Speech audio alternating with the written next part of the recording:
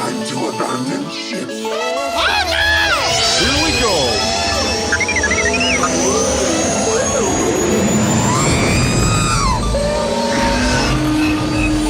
Can I persuade you to join us for a drink? It's a tradition.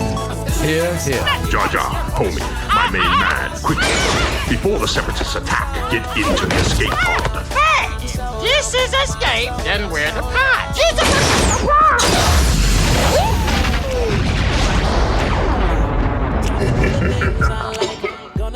Hello, welcome back to Star Wars Escape Pod and our weekly after show for The Mandalorian and the Bad Batch Season 2.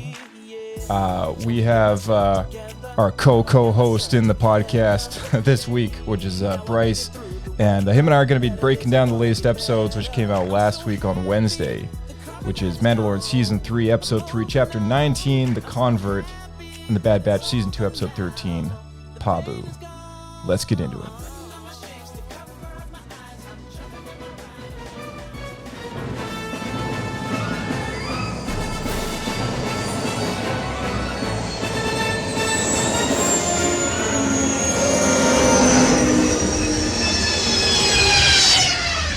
Another happy landing.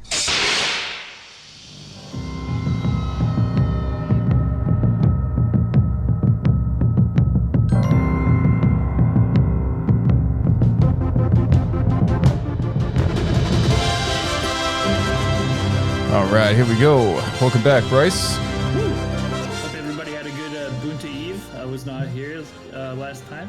Yeah. now that we know people celebrate Boonta Eve. Yeah, exactly.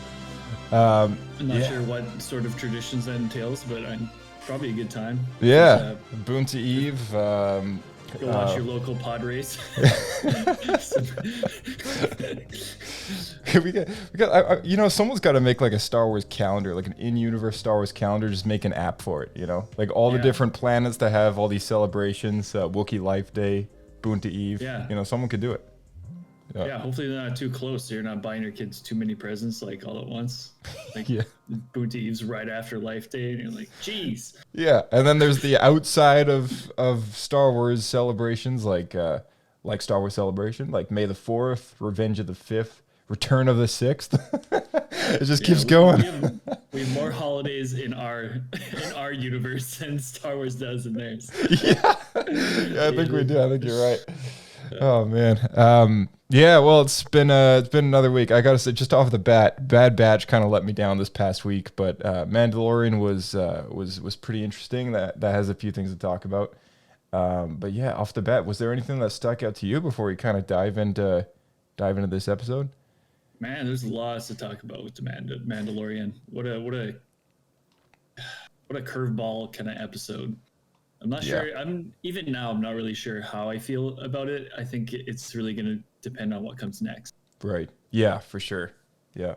Well, that being said, Mandalorian Season 3, Episode 3. So this episode, after Din Djarin recovers, he and Bo Katan depart Mandalore.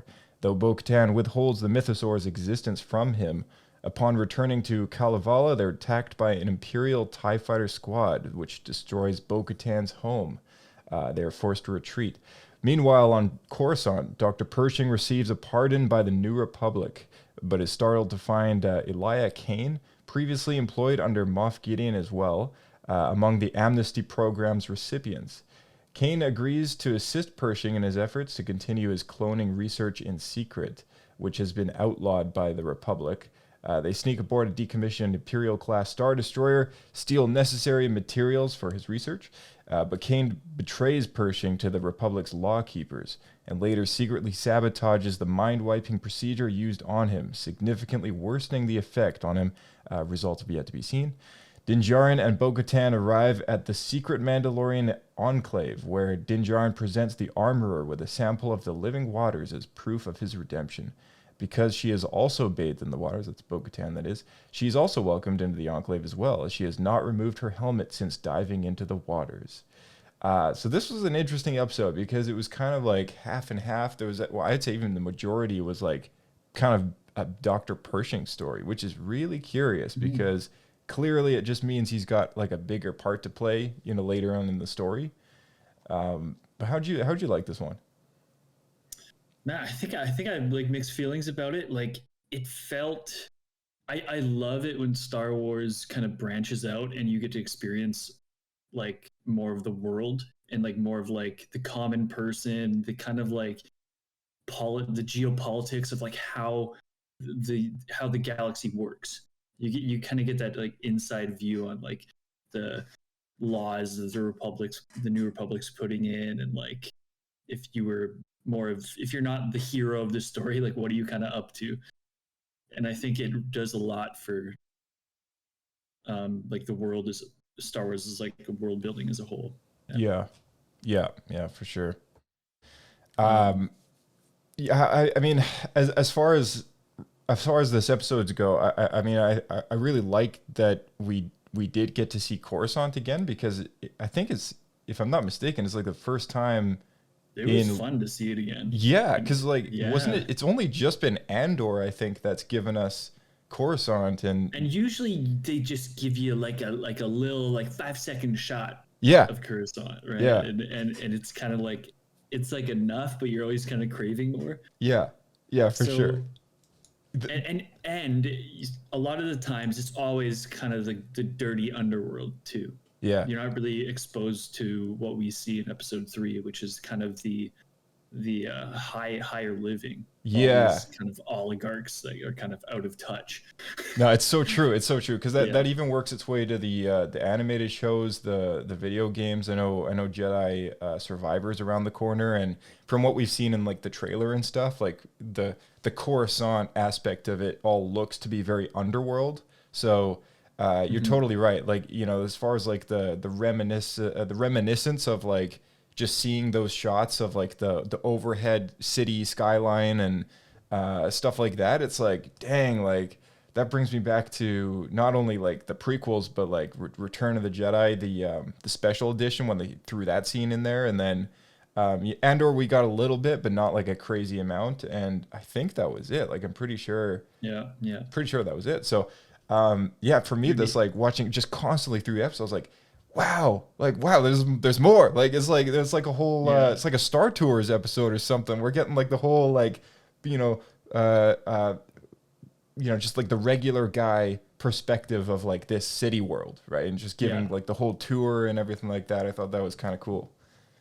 Yeah, like we see a lot of different like areas of Coruscant as well, right? Like we see like a festival, we see like it truly is like an Enumacropolis. Like you have you know, like the city is just so massive that you know a whole portion of the planet is just devoted to, you know, like industry and stuff, because they fly over the exact kind of almost it seemed very similar to where Anakin and Obi-Wan were going through those like power couplings, right? Yeah. How many times have I told you not to fly through power couplings? Something like that. Yeah. No, it's so good. I love being taken through that world again, and you know, I think I'm blanking on who actually directed this episode. It wasn't Dave, was it? No, it was somebody else. That's next. That's the next one. This next one, or is it maybe? Oh, you know what? This week's episode is going to be directed by Carl Weathers, and we just saw him. That was our little outing to Fan Expo in Vancouver. That was great to see him. He gave us the teaser. I didn't know he was delving into the world of directing. Yeah. So that's this Wednesday's episode. It's called The Foundling, and based on the teases on his social media, we're gonna get some flashbacks into Grogu's past. And perhaps answers of like who rescued him from the Jedi Temple and stuff like that. Oh wow! So we're gonna get more Coruscant shots, which is pretty cool. So maybe this story kind of plays into it a little bit. Maybe Dr. Pershing is kind of, you know, clearly he had something to do with Grogu in the beginning, and it's kind of going back to that story again, which, you know, I really like a lot. So. What did you think about the overall like kind of like tone and feel of the episode, comparing it to like the other Mando episodes, even like other Star Wars media? Yeah, anything really. Yeah, it's a good point, because it did feel very different. I was trying to figure that out like as I was watching it. I was like, it's funny because I was like, do I like this? Like, because I liked it. I liked it in the way that it was like really cool to see Coursucant again, but at the same time, I was like, is this kind of like one of those episodes in Book of Boba where there's a lot to like cool things to look at, but then like story wise, like, is it interesting enough? Right. I think you're spot on. Yeah. Yeah. And I think, at least for me, being a huge fan of the prequels, like this kind of, the cool factor kind of took off in like, I think a different height as compared to maybe other people, but you know, we got to see the Opera House again. Like that was really awesome. Like to see the Opera House again, where Sidious tells Anakin the story of Darth Plagueis and all that. That was where Dr. Pershing is giving his monologue about how he's he's essentially kind of like a court hearing, I guess, but almost seemed like a TED talk. It was like a Star Wars TED talk or something. It definitely was that, right? Yeah. It was like about his conversion to the New Republic. I think that's why the episode's called The Convert, because, you know, clearly it's kind of about him. But and he seems like a nice guy. Like he's genuinely like kind of out to do his science and his research, you know, in the spirit of doing it for good.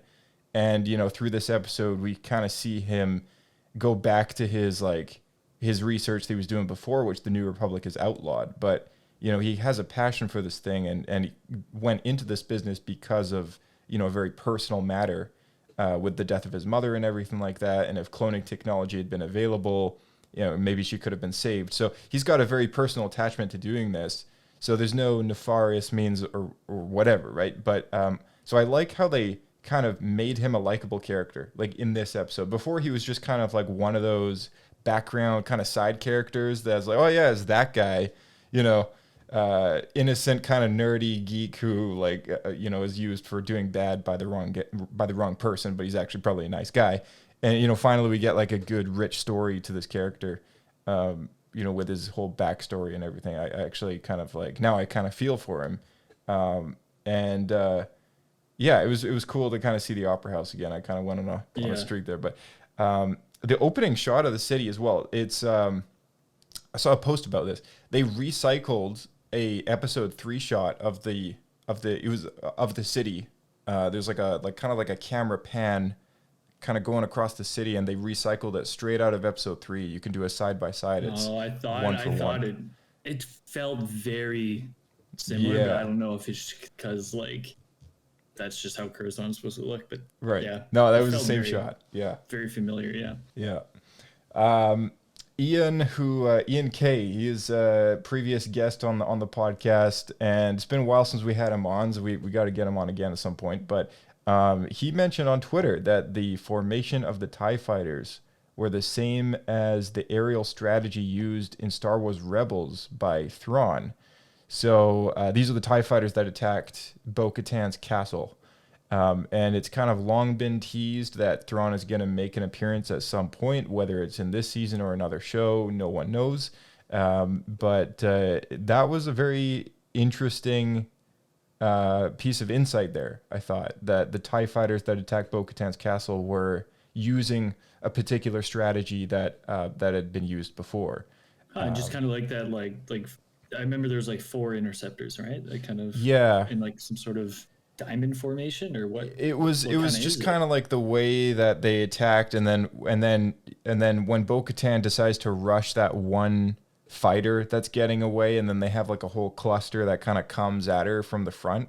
That whole maneuver was something that was taken right out of a Rebels episode with Thrawn. So I thought that was very curious, very interesting. You know, clearly Thrawn is maybe this new kind of emperor figure. Yeah, a little, you know, pulling some strings from wherever he is in the void.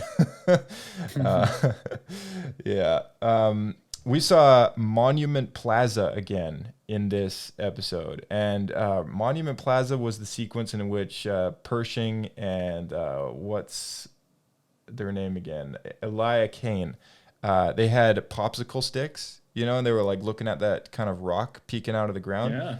Yeah, Monument Plaza, that's what that's called. It's based on a Ralph McQuarrie painting done for the original films. The plaza in the explanation of this place is the plaza circles the summit of Umet, which is one of the highest peaks of the Manurai Mountains, which is like Coruscant was never once completely city. It's just been built up over thousands and thousands of years. So this is like the top of the mountain. And that's like the only place on the planet where people can actually like touch the mountain rock, because I guess it's so surrounded by like buildings and stuff at this point that's kind of like one of the only areas in which you can really interact with the mountain. And I thought that was actually kind of a cool thing. I didn't actually realize that it was the mountain peak. Brilliant. Yeah. Like that is like, and the fact that like, it just goes to show like the mind of kind of Ralph McQuarrie, that he kind of like just thought this up kind of is, I'm not sure like how much thought he really put into this. Right. Like, is this something he was just like, oh, this is a great idea? Or he was just probably like doing another one of his like 100 Star Wars paintings. And he's like, I'm going to put a little rock here. Like, yeah. I wonder if it was him being like, yeah, this is like the city planet, like a mountain sticking up, or if it was just a rock. And then that just kind of gave someone else the idea to expand on that. That's a great point, because, you know, it's yeah, as an artist, he probably just, you know, maybe it was an aesthetic thing, and then some other, you know, and that's what's great about Star Wars is like there's so many like people that kind of get in the kitchen and throw their little 2 cents in there. So I don't know who's responsible for coming up with the whole peak of the mountain idea. I wouldn't doubt like if it was Ralph McQuarrie, right? Like, yeah, someone that has designed and like been a part of making so many different sci-fi worlds. Right. Like, not just Star Wars, but right. Like I'm sure he's done like worked on a lot of different projects. Yeah, for sure. Yeah. Man, it is just such a cool original idea. I like it. Yeah. Yeah. I love it. It has made appearances before in Star Wars. One of the notable EU appearances was in the Darth Plagueis novel. And I thought I heard of this before. Yeah, and in the canon, we've actually seen it before in animated form in the Clone Wars with the episode called Duchess of Mandalore. There was an episode in which saw the Duchess being hunted by an assassin from Death Watch, and I believe she met Obi-Wan or Padme in the courtyard where they have the big tip of the mountain there. So that was the same plaza used in the show, and a lot of the angles that they took shots of in the aerial shots seemed to kind of reminisce shots from the Clone Wars as well. So they must have used those as reference at one point when doing the live action version of it. So that was very cool. It was a nice little nod to the head. Yeah. What do you think of that whole train sequence? We had a passenger train, reminded me very much of a sky train. You know, I see people hopping those gates all the time, and the main characters just kind of hop the gate, board the train, and the ticket robots kind of making their way down the train, and they start going from car to car and hopping the gap kind of thing. And what did you think of that whole sequence? Man, as someone in my youth who like rarely paid for transit as a young 20-year-old man, I don't think if I saw a security guy coming, I don't think I would like leap off of a train going like just pay the fine, right? Yeah, I just like, what's the worst they're gonna do? They're gonna say, get off the train. Right. Yeah. So I think it was a bit weird. I couldn't get that out of my head when I was watching this thing. I'm like, what's this little like robot this droid gonna do really? Yeah.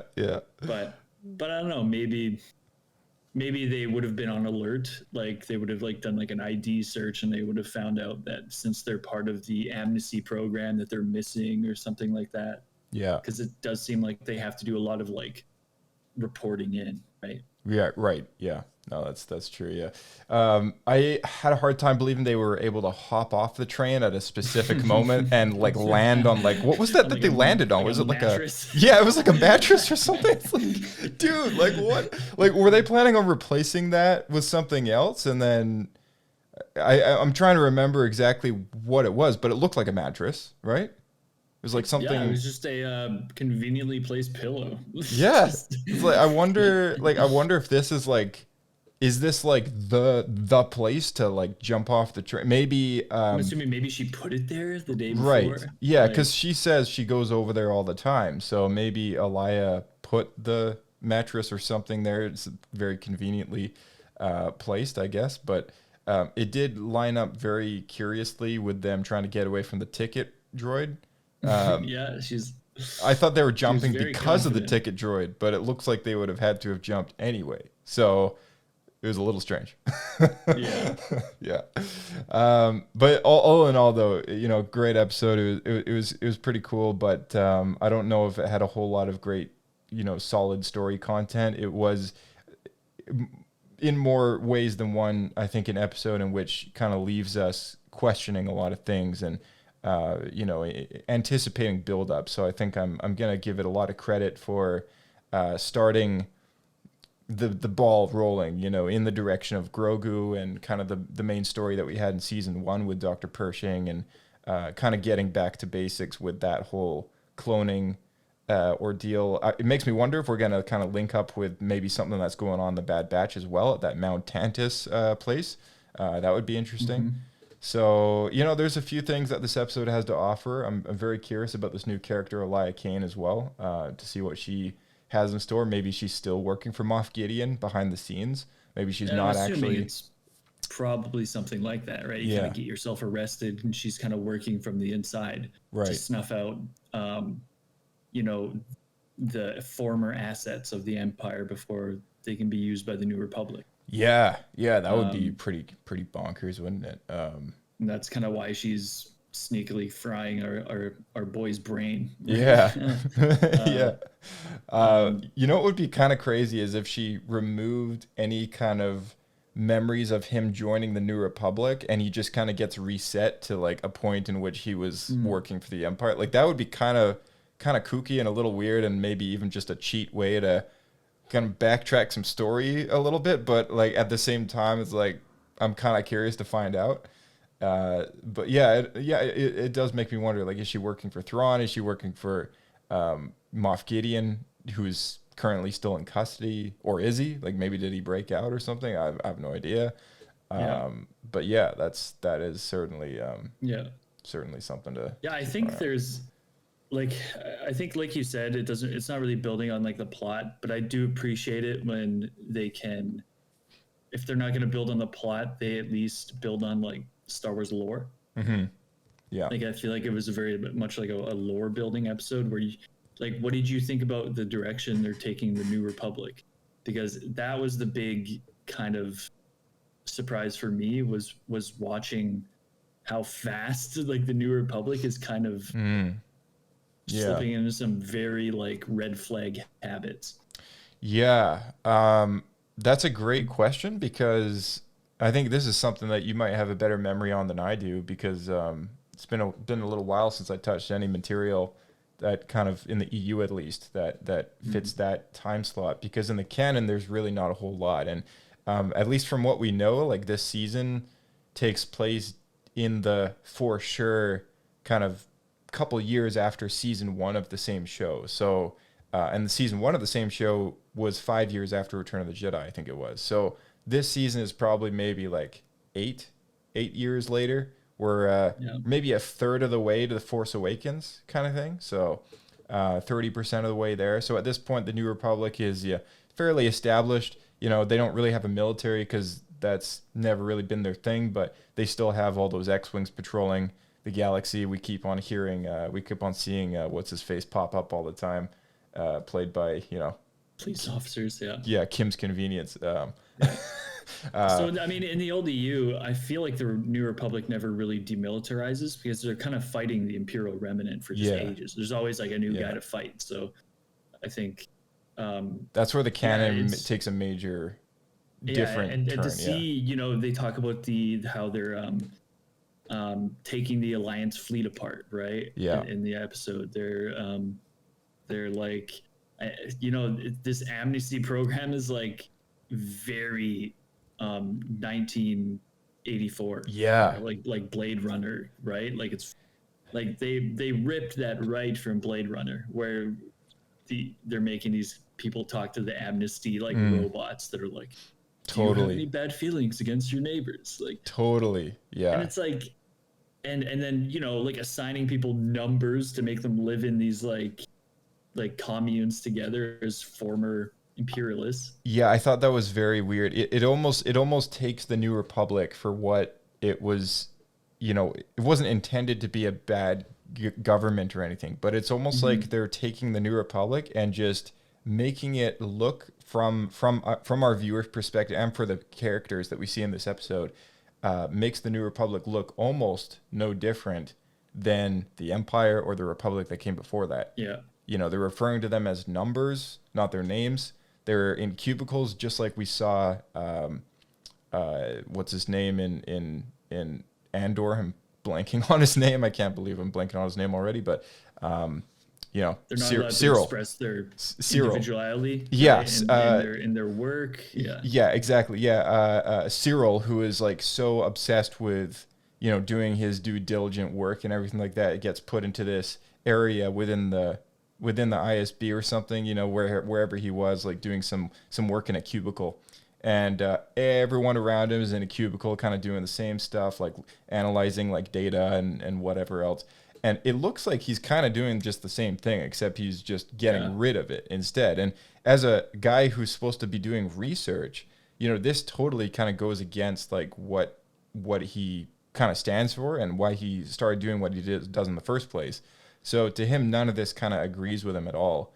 And yeah, you're totally right. Like the whole Blade Runner vibe about, you know, talking to a robot across the table, like essentially kind of checking in to Every just day. your well-being. Yeah, every day. It's just Driving like, you insane. yeah, that would be. And I think that's why, even though the episode didn't really like do it for me Star Wars wise, like it felt a bit like Star Trekky at times when they're, you know, they're looking like the light up popsicles and it might just feel like that because this is just a side of Star Wars we never really see. We never see pristine, clean Star Wars with like kind of these. I was thinking like the Hunger Games too, like that kind of upper class where they're just kind of like, well, you guys are weird, like right. So we never really see that side, but it really goes and this episode asked a lot of questions that I never thought would be asked about Star Wars. Like what, like, you've toppled an empire, but billions and billions of sentient beings worked for the empire and they have to do something. Yep.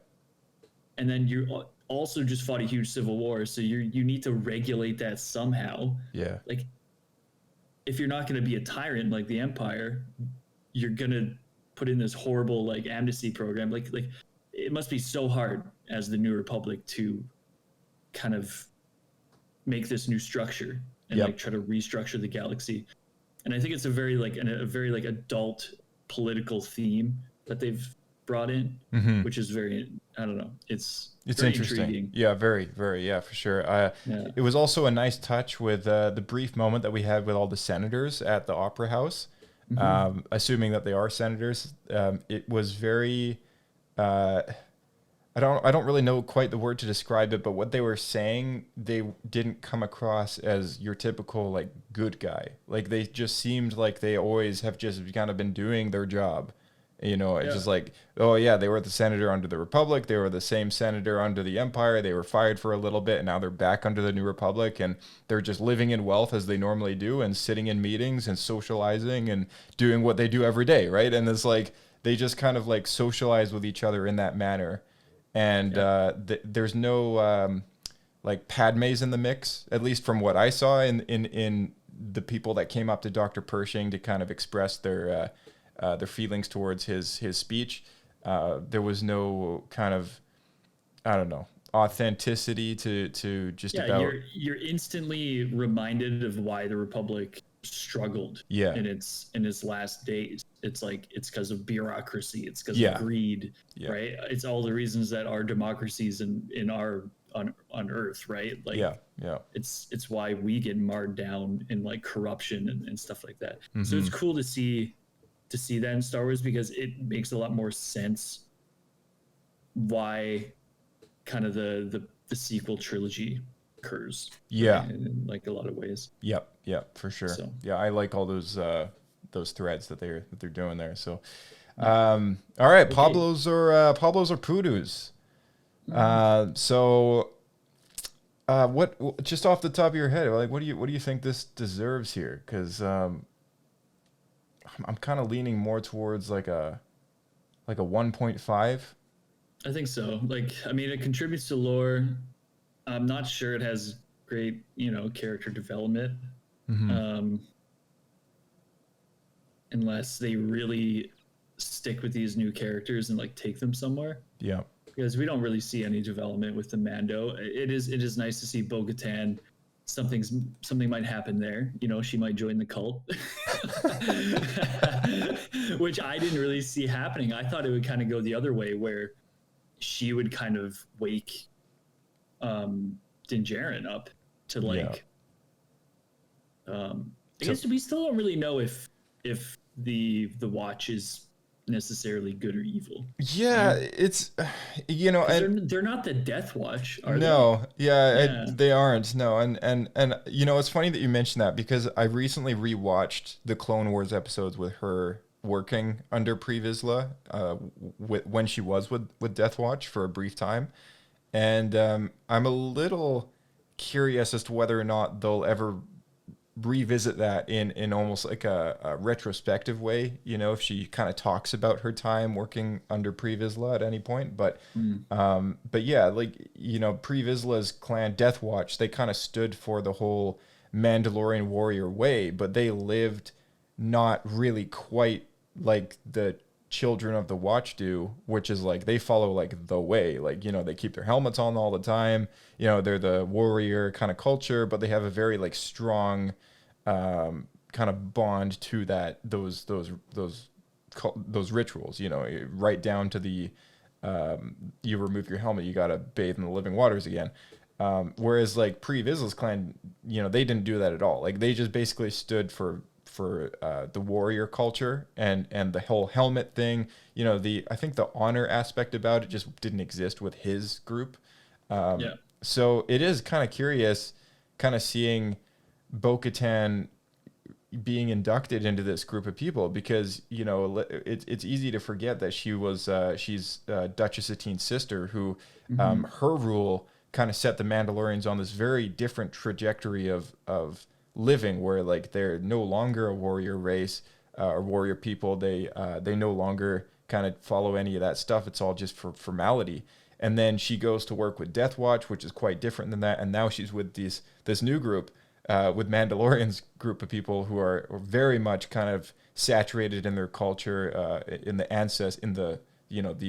ancestry version of their culture. That is, so very curious to kind of see, interesting to see her kind of completely cover the spectrum now with how she kind of lives her day to day. Because I like her arc. Like her arc is kind of proceeding really well. She goes from being like, okay, you guys are kind of like primitive, weird mystics that, we kind of evolved past you guys. We've the water's not magic. Like your helmet thing is kind of stupid. Like not taking it off.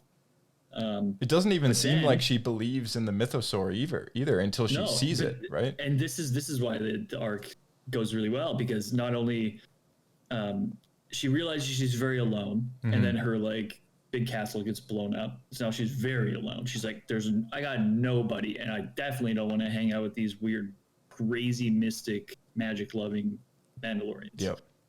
But then she sees the mythosaur, and then she gets accepted, and I think she's starting to come around to that, oh, these like are still my people, and they might be onto something. Like there is like something proud to be in like traditions. Yeah, like there's some purpose here, right? Yeah, for sure. And like, man, these are like my people, and they're very proud, and I think I can be like, it's like I could serve with honor with these guys, or something like that. Yeah, I'm very curious to see where kind of the story goes from here, and but that was like a 5-minute portion of the episode. Yeah.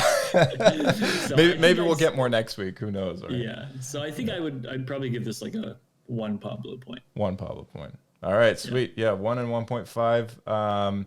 We're looking forward to the next one. So let's move on here quickly. Brief brief intermission, and I'll give a quick update on the YouTini Book of Madness, and then we can dive right into the Bad Batch, which I have a feeling that that part's not going to last long.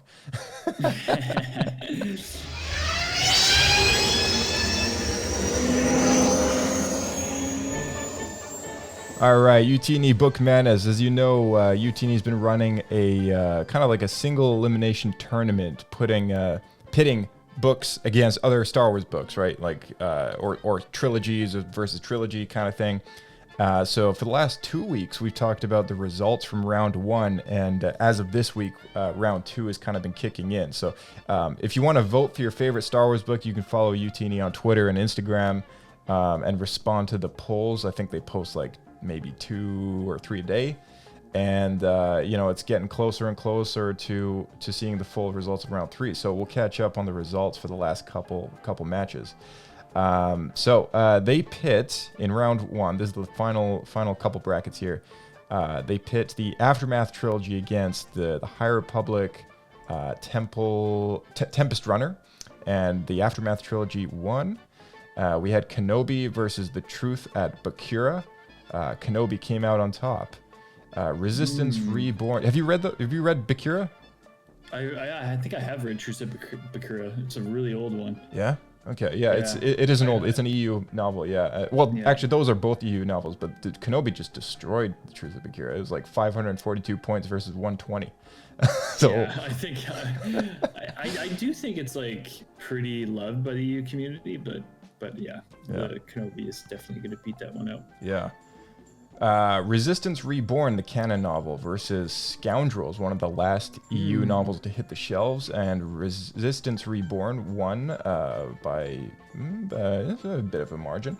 The High Republic, The Rising Storm versus Maul Lockdown, and the Rising Storm actually won that one. Have you read those ones? I have read The Rising Storm. I have not read Maul Lockdown. That's an EU novel. A bit older, I think. I don't know. It's not that old, but it's like old enough that it was in that time where we had so many EU books, and it just kind of, it was a part of the fluff, and I just never got around to it. So, but yeah, Rising Storm was all right. It was. I don't think it was like crazy good or anything, but it seems like people much prefer that one. It won 592 points to 174. We had the Alphabet Squadron trilogy versus the X-Wing Rogue Squadron series, and that was a really narrow match. But maybe I should read some Alphabet Squadron. Yeah, that's kind of like the canon version, I guess, if you were to put it in that sense. But the X-Wing Rogue Squadron actually came out on top with 495 points versus 466. Very close, yeah. The Darth Bane trilogy was pit against the Bounty Hunter Wars trilogy, and naturally Darth Bane trilogy won by a long shot. We had Dark Lord Rise of Darth Vader versus Tarkin. That was a tough one, but Dark Lord Rise of Darth Vader actually came out on top. That's an EU novel as well. Most Wanted, which is a Han Solo and Kira novel prior to Solo, versus the brand new Obi-Wan Kenobi book called Padawan, and Padawan won out. And the final match of round 1 was the Han Solo trilogy versus the High Republic Out of the Shadows, and the Han Solo trilogy won out by about 44 points. So that's the old one, right? That's the old one. Yeah, the old. Yeah, I hope that one goes far. That one was very close and dear to my heart. Oh, is it? Okay. I haven't read those ones, so it's pretty fun if you want to learn about the triplets. It's kind of like, it's almost like a little it's post Return of the Jedi, right? The Han Solo trilogy. Yeah, it's about Han Solo and his like dirty cousin named like Thraken Sal Solo. Oh jeez. It's like the anti Han Solo. Oh man. And then the triplets just they go and they run around this place called Center Point Station, cause all sorts of chaos. It's like kids do. Pretty fun. Dang. Yeah. Well, round 2 is now taking place. So our first match for round 3 will be Lost Stars versus Thrawn trilogy. We had in round 2, Lost Stars beat out Ahsoka, and the High Republic Convergence versus the Thrawn trilogy. That's the Legends version of the Thrawn trilogy. That one won out by a long shot. So we're gonna have Thrawn trilogy of the EU versus Lost Stars. I feel like Lost Stars has got a lot of good rep behind it. I really love that book, and I know Blake really loves that one as well. So it'll be interesting to see kind of what comes out on top. But I have a feeling Thrawn is still kind of. Well, I have a feeling Blake is gonna have to choose Thrawn. Yeah. I know for he sure. loves Lost Stars a lot, but Yeah, exactly. Yeah. actually, I don't know. What is your favorite Star Wars book? My favorite Star Wars book is either well, I kind of go back and forth. I'm a little torn, but I really love the Darth Plagueis novel from the EU. Oh, yeah. And from the canon, I really love Dark Disciple. Dark Disciple is the Clone Wars novel that adapted 8 episodes, which never got finished. It kind of ties off Ventress's story. That one is like near and dear to my heart as well, and that one hopefully it goes far. That one seems to be in the running in round 2 as well. Kind of halfway down the list. So yeah, it's up against the Thrawn Ascendancy trilogy, which is the second new canon trilogy. I have no doubt about it. Dark Disciple is going to win that match, but it's been fun to kind of see what people are into, and they're combining the points across all the social media polls that they run. So, you can hit them all if you want to kind of give multiple points to your favorite match.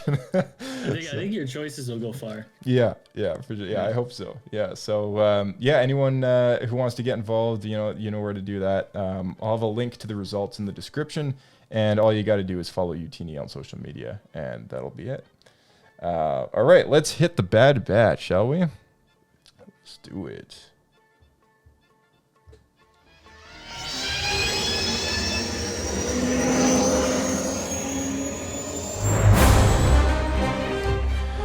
All right, Season 2, Episode 13, called Pabu.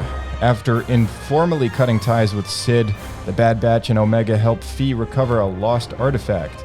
She convinces them to accompany her to the peaceful island of Pabu. There they are hosted by Mayor Hazard and his daughter Lyanna, who befriends Omega.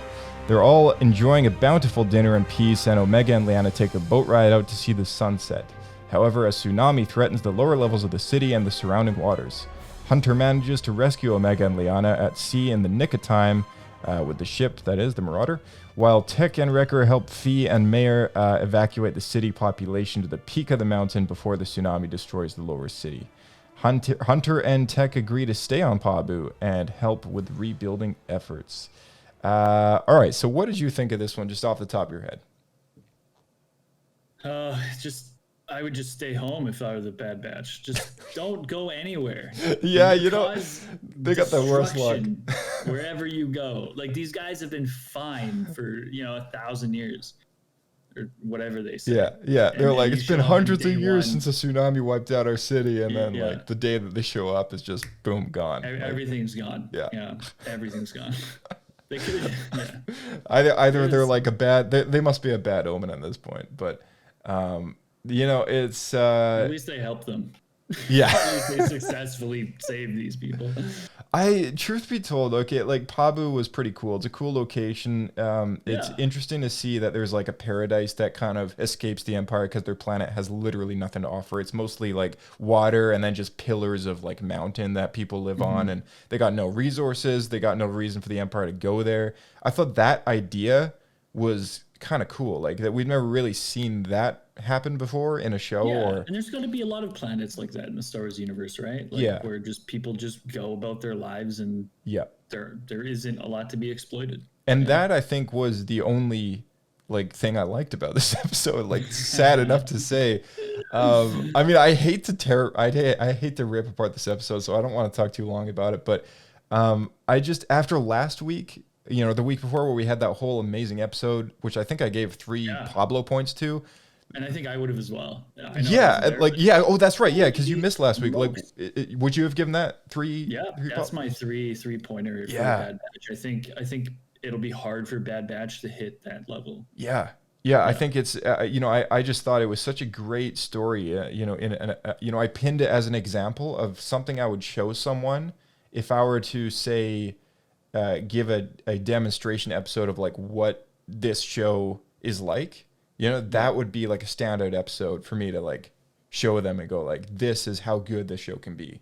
just checks off all those boxes, right? For sure, yeah. To see Crosshair become relevant again, and to kind of like for people to care about him again. Yeah, I think he was his like very black and white view of things kind of killed a lot of people's interest in him. But now that he's questioning things again, he's a very interesting character, and I hope we see more of him. Yeah, I totally agree. Mm-hmm.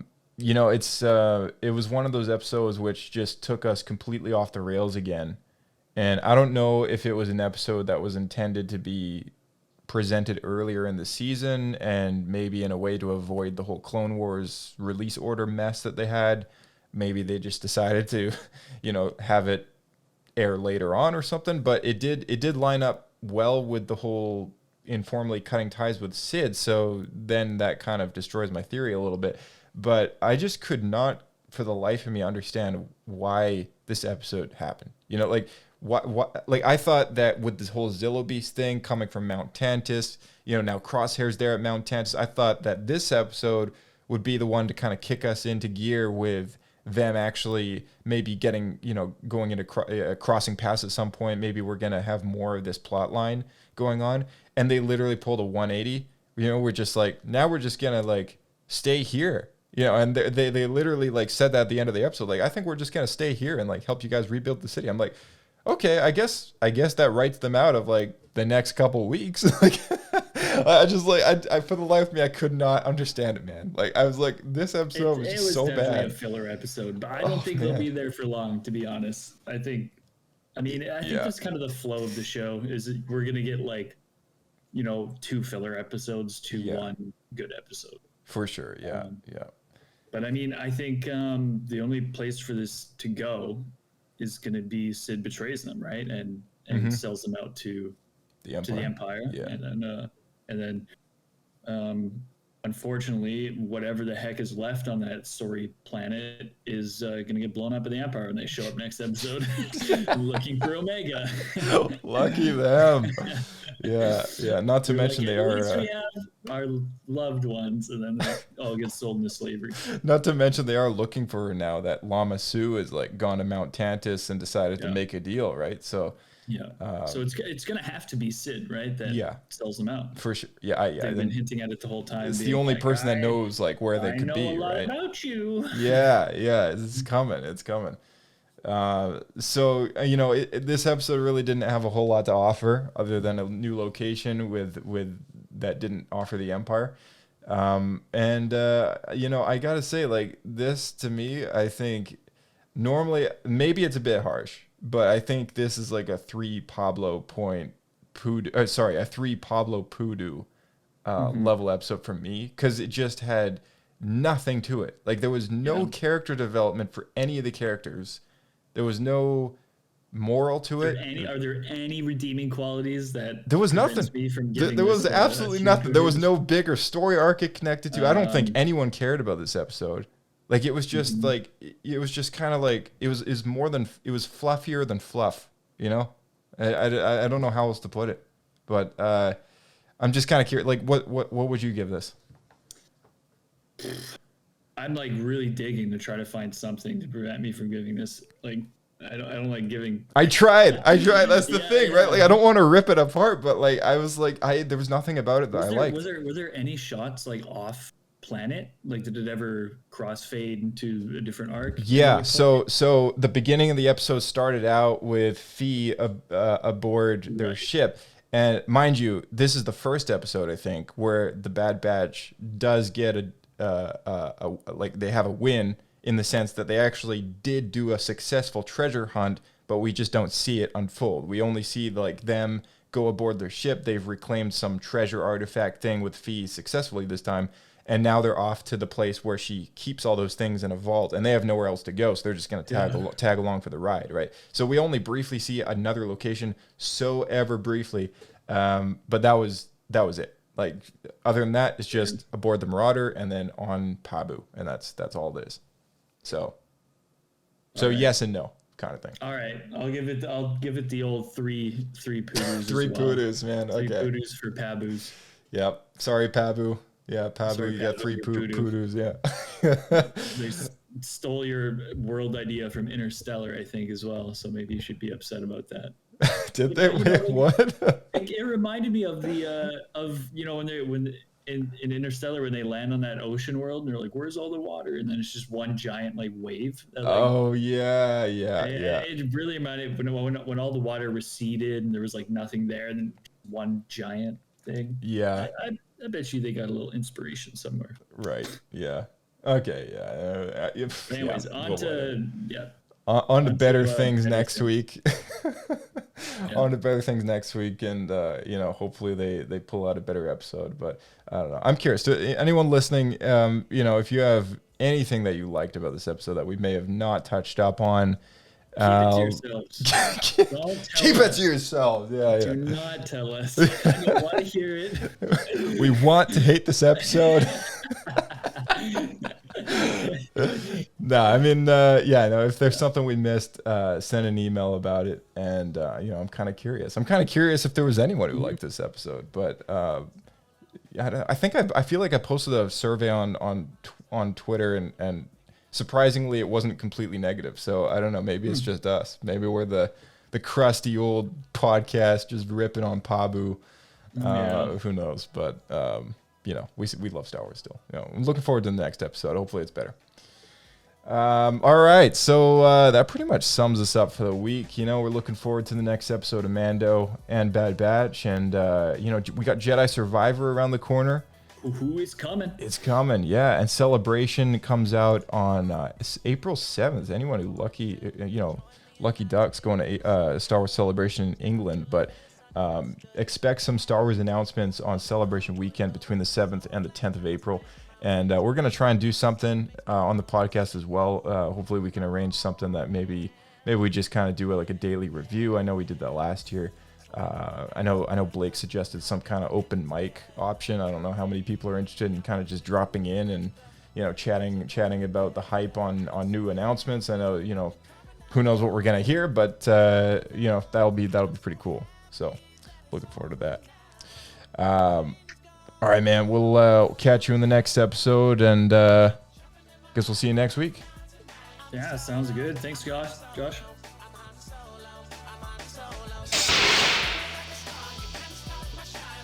All right, and for those of you tuning into the podcast, always great to have you.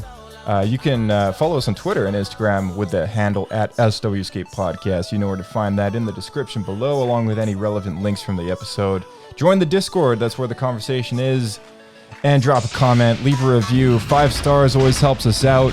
And share this show with a friend. May the Force be with you. We'll see you in the next episode.